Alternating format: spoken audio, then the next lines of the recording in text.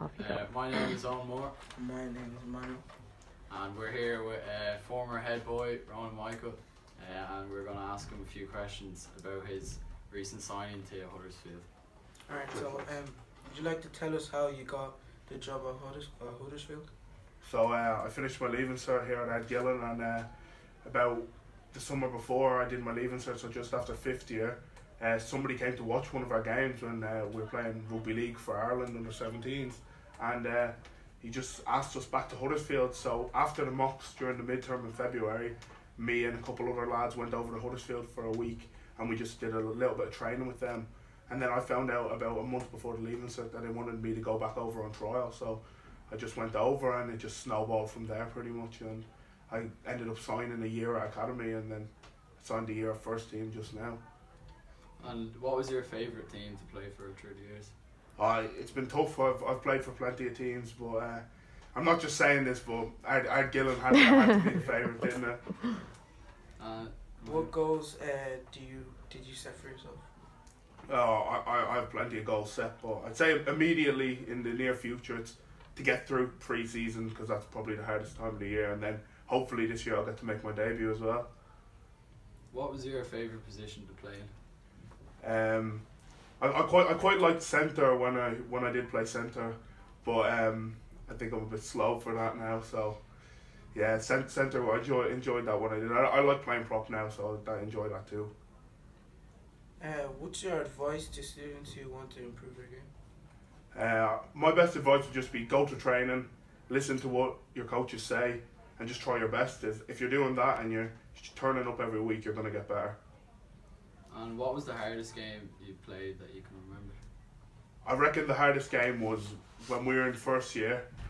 It was hailstoning down on a blitz in Malahide, and we had a break for one game, so we all went into the showers and started heating up our hands in the water, and then we went back out and our hands were all numb and had pins and needles, so that was probably one of the toughest games I've ever played in. How did you stay focused on school and rugby? I reckon just if you keep on top of your school, it's easy to focus on the rugby. So I remember when I was doing my leaving cert, I just tried to get as much work done while I was still in school, and just after school doing after school study and that. So then when I went home, I could just do a bit of studying and then go and play rugby.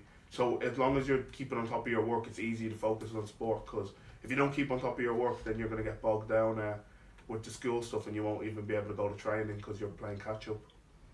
What's your diet and training regime at the minute? At the moment, we're training 6 days a week. So on a Monday, we have mainly a skills and speed session. So we'll do a lot of attacking work. And then on Tuesdays, we'll have our wrestle, a lot of our contact-based stuff. And then we do weights 4 days a week as well. On Wednesday, we'll just do some extras, recovery and stuff. And then our week doubles over again. So Thursdays are the same as Mondays with speed and skills. And then Fridays are wrestle and contact again, the same as Tuesdays. And on Saturday, then our sessions depend on what we have planned for the week. So we might do a bit of a team run, or we might do hill sprints. So it just depends on the week. And then for the diet, it's just a matter of what your body composition is. So whether they want you to gain weight or lose weight, or if they want you to get fitter or get bigger. So it just depends really. But you have to eat well, I suppose. Do you have any exam advice for leaving cert students?